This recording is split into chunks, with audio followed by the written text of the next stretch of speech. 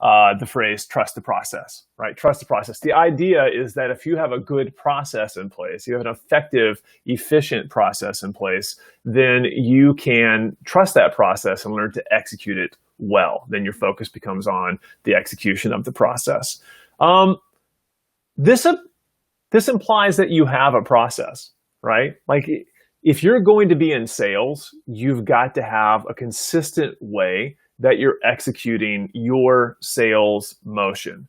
And in my experience, this is where a lot of companies, especially smaller companies, begin to fall down. If you are looking to scale your organization, if you're looking to hire, if you're looking to have the kind of effectiveness that you can scale out across everyone on your team, you've got to have an effective and efficient process. If you're not doing something on purpose, you're basically relying on your team, on your reps, to get lucky.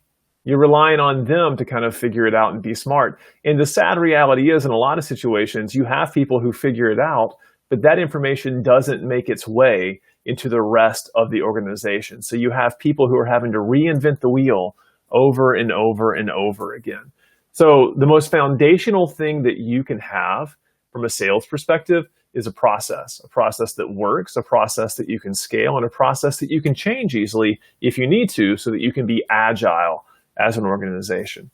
And this is typically what a process looks like if you were in sales development. A process is basically going to be what we call at SalesLoft a cadence. Is essentially a touch pattern that you use to make contact with customers who you'd like to talk to. You can have inbound cadences, you can have outbound cadences, you can have nurture cadences, you can have close loss cadences. There's a lot of different stuff that you can do, but essentially it is a touch pattern of messages that allow you to effectively communicate with a customer in a consistent way. So if you look at this, you've got 2 steps on day 1, one's a call and one's an email. You have 2 more steps on day 2, and so on. By codifying a process that works and giving everyone the ability to effectively execute that process, you're establishing consistency across the board for your team, which means that you can add more people to your team and they don't have to figure things out from scratch again. So far we're talking about process. What does that have to do with testing? Well, the reality is you have a process that's designed to function in a certain market with a certain type of customer. And the truth is, things change over time. If you look at the picture on the left, this is what work looked a lot like 6 months ago, right? You're in the office, you're collaborating, you're talking to each other. That's what work looked like. For a lot of people right now, the picture on the right is what work looks like. In fact, I've got 2 kids downstairs on laptops in school right now, and my wife's not super happy about the fact that she's got to be down there with them until they can figure things out. So this is a challenge, because if you're still selling like the market is like it was 6 months ago, then you're missing out on the opportunity that's in front of you right now, because people are different. The world is different. Things are functioning differently, and your process has to adapt. Your messaging has to adapt. Otherwise, you're not going to be effective, right? But it doesn't have to be something as dramatic as a once-in-a-lifetime pandemic, right? There are other factors that are involved here too. Both of these pictures, believe it or not, are the same person. This is Justin Timberlake. If you've been alive in the US for the last 20 or 30 years, you know who this person is. And I'm pretty sure we can all agree that the picture on the right is the better picture from a fashion and style perspective. The picture on the left is a little unfortunate, but I think a thing to realize is that in the late 1990s, this picture on the left and the style that he has, the hairstyle, the glasses, the whole thing, was something that was good enough to get him on the bedroom walls of millions of preteen girls all across the world, right? Like that was it. That was trendy. That was fashionable. That was what cool looked like. And that's changed over the years. That's not what it looks like anymore.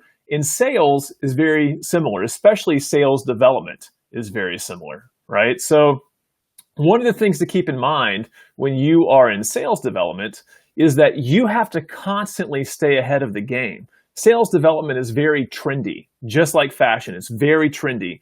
And a lot of times, whenever you're when you find something that works in sales development, it works because it's novel. It works because nobody else is doing it. Let's be honest. Whenever somebody picks up the phone from you or one of the people on your team, the first thing they think is, shit, you got me, right? Okay, I'm on the phone, I picked up, what do you want?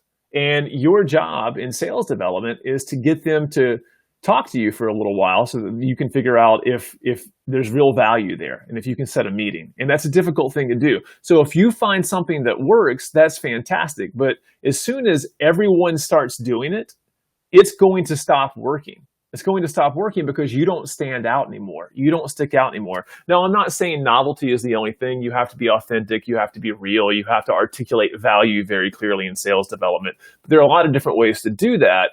And once everybody gets on the same page with the trend, it doesn't work anymore. So in sales development, it's incredibly important that you stay ahead of the game.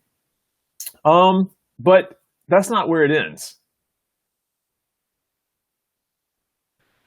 There's also the fact that even if you're doing everything well, even if you're good at a lot of stuff, the reality is just because you're good, it doesn't mean you can't be better. I've worked with a few hundred different sales organizations in my lifetime. And what I've seen is the people who consistently perform over time are the ones who are constantly testing, the ones who are always trying to get better, always trying to see what works, even if it's just incremental improvement. Those are the ones who are always moving forward. And it's important that you be in that situation, especially in a situation right now where there's a lot of uncertainty in the market. Testing is fundamentally important to your ability to be successful over the long term as a sales organization. All right, so hopefully I've convinced you that it's important to test. The next step is to focus on what you need to test. And this is a little nuanced. In fact, when you're thinking about what you need to test, you are essentially a detective because there's some science to this, and we're going to get into that a little bit, but there's a lot of art in this as well. And what you're trying to figure out are what are the problems that are happening right now in your sales development process? What are the problems that are happening in your sales org? The other analogy I actually use a lot of times in this situation is a doctor. And like you're going in and you're looking at the different symptoms that are happening in your sales process and trying to figure out what the underlying cause is of those symptoms so that you can remediate those things. So the first thing you need to do is figure out where the problem is. Now, in order to be able to figure out where the problem is, you need to be able to track the flow of contacts through your sales development funnel, right? Everybody's going to have one that's slightly different, but in my experience, this is a pretty standard generic sales development funnel that begins with identifying and scrubbing accounts. You're going to add a certain number of contacts from those accounts to your sales development funnel. After that, you're going to start executing activities against those contacts, calls, emails, social touches, Sendosos, Alice, stuff like that. And then a certain number of those activities are going to produce meetings, and a certain number of those meetings are going to convert to an opportunity. So it's a standard sales development funnel. And if you notice over here, there are percentages on each side because there's going to be a certain conversion rate from each stage to the next for this funnel. So the first thing you need to do is to define what your funnel looks like. Are these the right steps for your funnel? If you don't have a current funnel for your sales development process, start with these. You might ultimately decide 6 months from now that you picked the wrong ones, but start somewhere and start tracking the conversion rates from stage to stage so you can figure out how you're performing. Because if you don't do this, it's going to be very difficult to troubleshoot and diagnose your overall process. Once you understand what your baseline conversion rates are, you can then begin to try to figure out what you want to improve, what you want to fix. Now, from my perspective, a lot of times there's more than one conversion rate that needs improvement. Let's say that you have a low conversion rate from meeting to opportunity and a low conversion rate from adding contacts and executing activities. If that's the case, I usually focus on the one that's higher up in the funnel because that's going to affect everything downstream. So when you're troubleshooting, focus on stuff that's higher up so that you can then get more bang for your buck when you go in and you do the testing. The next step is to look at which metrics you want to focus on. So it's not just the conversion rates. The conversion rates are a starting point. What are the metrics that you want to focus on? And right here, I've got 3 kind of basic standard metrics that most people look at. The first one is activities. This is the one that most people gravitate toward. Calls, emails, social touches, things like that. Those are the activities that people engage in. And usually you're thinking the more, the better from an activity perspective. That's not always true, and we're going to get into that in a second. The second one is meetings booked. Obviously, that's a really great metric to focus on because you want to make sure you're booking the meetings that will ultimately produce opportunities. And then finally, opportunities created. These are great metrics, but these are really basic metrics. These things give you a broad outline of what your sales development organization looks like. And I actually divide metrics up into 2 different categories. And I'm going to get into the 2 different categories of really helpful metrics that I think you should be focusing on. The first one is key outcome metrics. So these are lagging indicators, these metrics are. These are things like opportunity source, and that's just the total number of opportunities that you've sourced. That could be over the course of a day, it could be the course of a week, a month, a quarter, and it could also be for a team or an individual or the people who report to one manager. So when you look at these different metrics, these metrics can be at the individual level all the way up to the organizational level, right? Meetings booked is obviously the number of meetings that have been booked. Pipeline source, I think, is a very valuable metric because it helps you determine the actual dollar amount impact that you're having on the organization. And then finally, booking source. So are the opportunities that you're generating actually closing? Are they closing in a meaningful revenue producing way? So these are key outcome metrics. Let's focus on some key performance metrics. And I actually think these performance metrics are much more useful and much more beneficial to focus on from a management perspective and from a testing perspective. So if you look at the performance metrics I have on here, what I consider to really be the most important one is at the very top: efficiency, opportunity efficiency in particular. And opportunity efficiency is essentially the total number of activities divided by the total number of opportunities that are created. And I typically look at this over the course of a 1-month period of time, right? So over the 1-month period of time, your entire team might have engaged in 10,000 activities and you've produced 200 opportunities. You would just take the 10,000, you would divide it by 200, and you would get your efficiency score. This is really important because this is an indicator of health in your organization. We talked about activities not necessarily being the main thing to focus on earlier, and that's because if you're focused just on activity volume, it can go the wrong way. There's a limit to the number of calls an SDR can make in one day. There's a limit to the number of emails they can send in one day. And once you start to get into the higher categories of calls and emails, once you start getting into like a really high volume of activities, then the quality typically goes down. And now you're basically doing more work for less results. So you want to find the balance between the number of activities and the actual production that you get out of that. So basically a balance between quantity and quality. You can't spend all your time personalizing absolutely everything, but you want to have as much quality as possible. The second one is meeting set efficiency. It's kind of the same thing, except it's not the number of opportunities created. It's just the meeting set. So no-shows and DQs are built into this metric. The connect rate. This is really important as well. So basically, it's just the total number of calls that were answered divided by the calls placed. This one's going to be a percentage, right? And typically, I see a good connect rate percentage is like 12 to 15%. It's not a huge percentage, but basically are people picking up the phone is what you're looking for there. Email reply rate's a little similar. Basically, the number of replies you got from emails divided by the emails sent. The call conversion rate is one I look at a lot. That is the total number of meetings that were set divided by the total number of calls that were answered. Not the calls that were made, the calls that were answered. Your DQ rate, obviously a big one. That's going to be the total number of disqualified opportunities divided by the total number of opportunities that were created.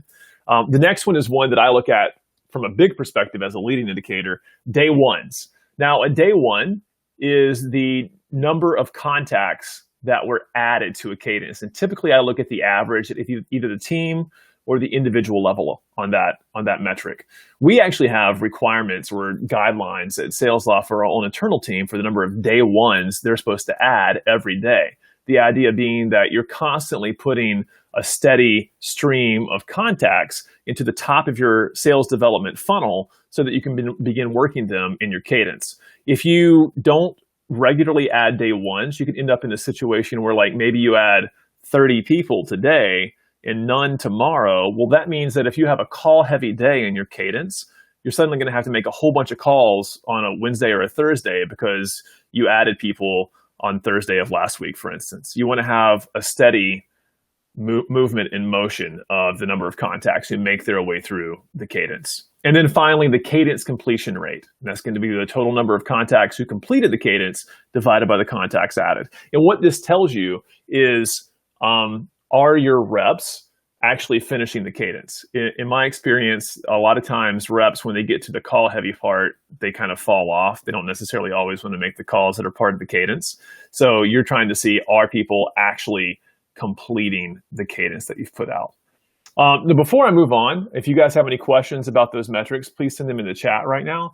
And I'm going to answer a couple of the questions that have come my way. So the first one is, would you recommend standardized organization cadence, or would you recommend allowing SDRs to have their own cadences, or a mixture of both? And that's from Craig Wallace. Craig, I like standardized cadences. I think it's the way to go. But what we do oftentimes is have a standardized cadence and then allow the reps to craft the messaging in a personalized way. So they're inserting themselves into it and making it something that's personalized for that customer. But when it comes to the cadence itself, I like to standardize it to make sure that we've got something that works and is effective across the entire organization. Next question, and this is coming from Morgan. How do you help your SDRs find a balance between testing too often and not giving the new process a shot, and not testing or trying new things out enough? Morgan, that is a great question. I have an entire section on that coming up that I'll get to in just a minute. Let's see, do we have anything else here?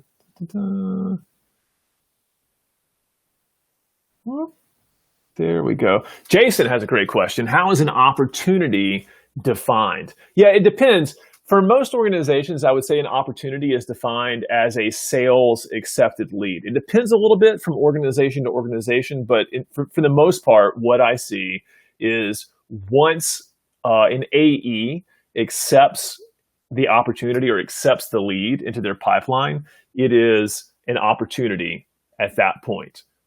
Typically, this means that it's reached the point where it can no longer be disqualified and that the SDR will get paid on it as well, right? So once it reaches that gate right there where the AE is like, yep, this is mine, I'm going to work it, that's usually defined as an opportunity. Craig is asking, is there an average number of working leads an SDR should manage per day, per week, regarding the average number of day ones?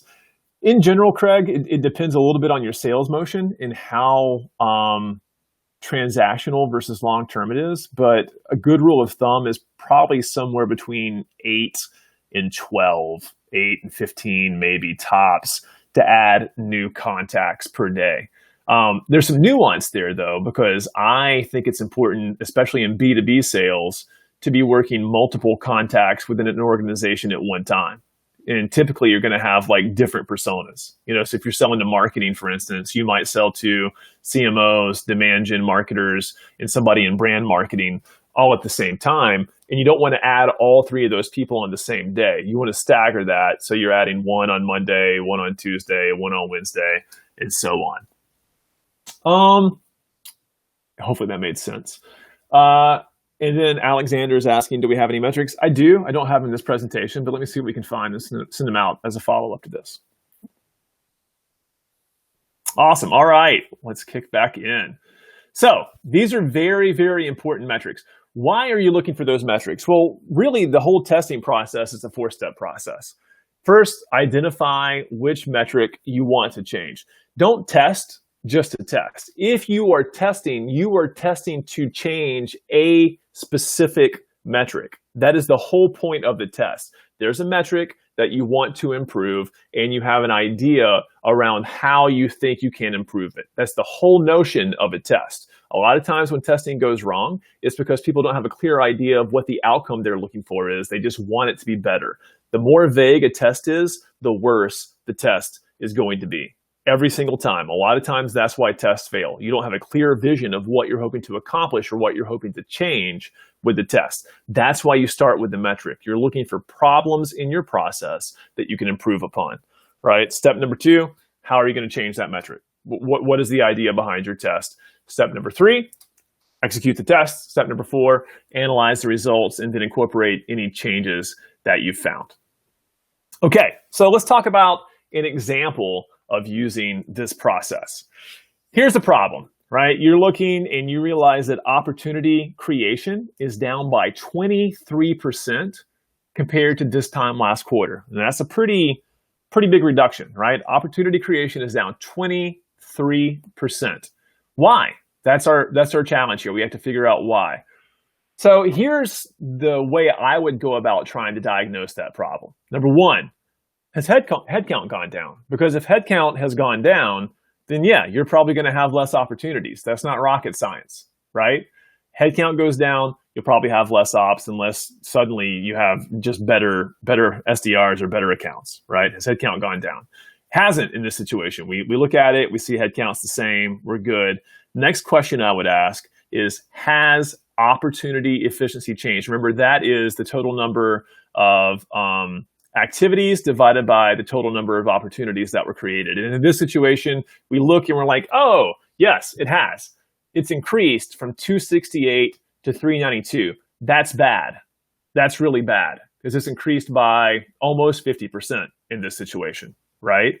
And the lower this number is, the better, because the lower this number is, it means the less activities your team has to engage in to produce one opportunity. Right? So you want this to be as low as possible. That's a negative indicator. I would be really worried if I saw opportunity efficiency go up like that. So then you want to dig in a little bit more and say, okay, has the email reply rate changed? In this situation, it has. It went from 9.8 to 8.6%. That's a negative.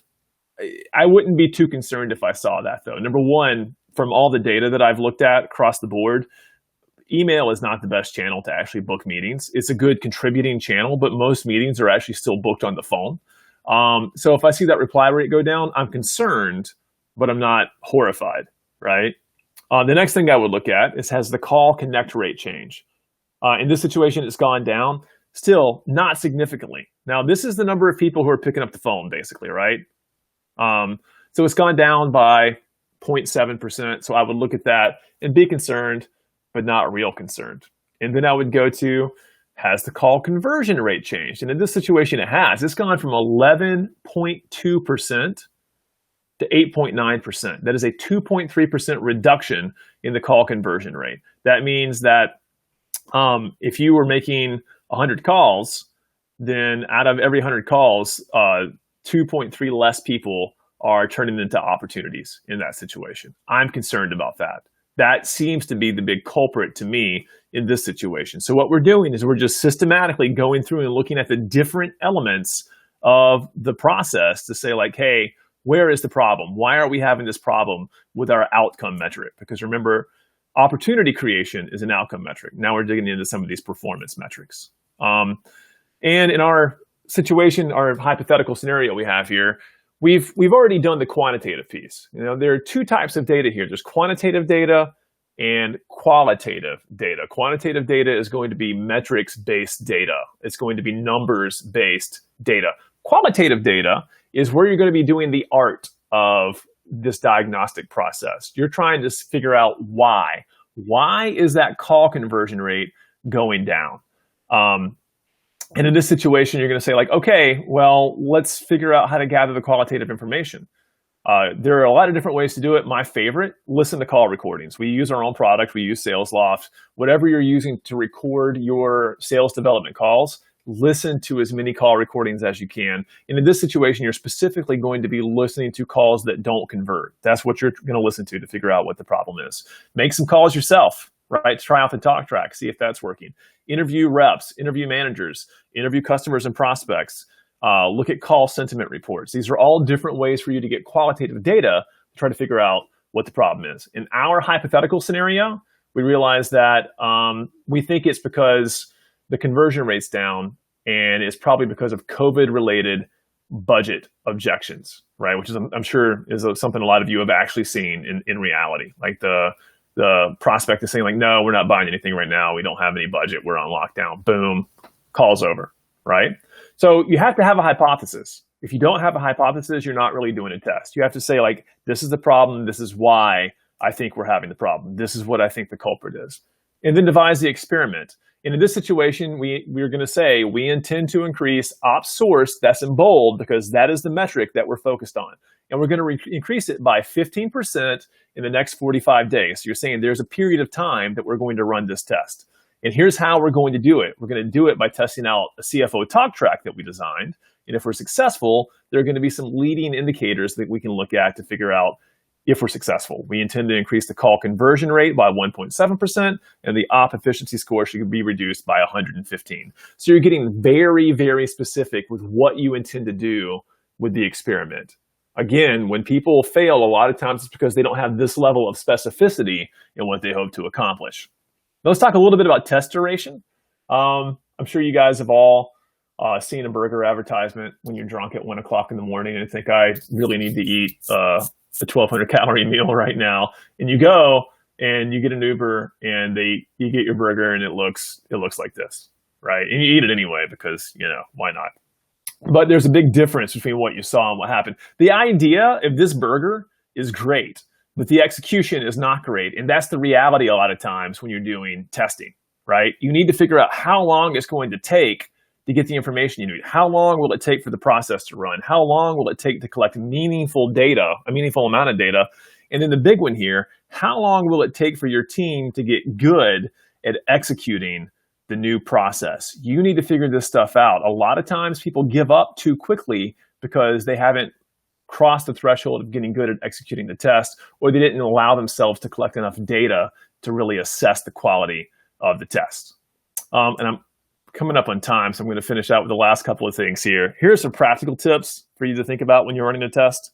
Number one, test one thing at a time. Otherwise, it's not really a test. If you test multiple things, not a test. Number two, test with the smallest group necessary to generate data. Don't move your whole team over to do a test. Select a certain few people to do the test. All the participants need to be thoroughly trained and bought in, and they should all report to the same manager. If you've got participants across different managers trying to execute a test, it goes off board pretty quickly. And then finally, this is really important, when possible, involve the participants, involve your reps in the creation of the test. They're going to help make it better, number one, and they'll be more bought in, number two. So I know we're coming up on time here. I wanted to wrap up really quickly. I know we didn't get to all the questions that everybody had in the chat. There's actually going to be another session this afternoon. It's a virtual booth. I believe it's at 4 o'clock, 4:10 Eastern time. That would be 1 or 1:10 Pacific time. Come by. We can answer some of those questions. We can have deeper conversations about things. And if you want, you can see the product as well. I want to thank you guys very much for your time today. Appreciate it.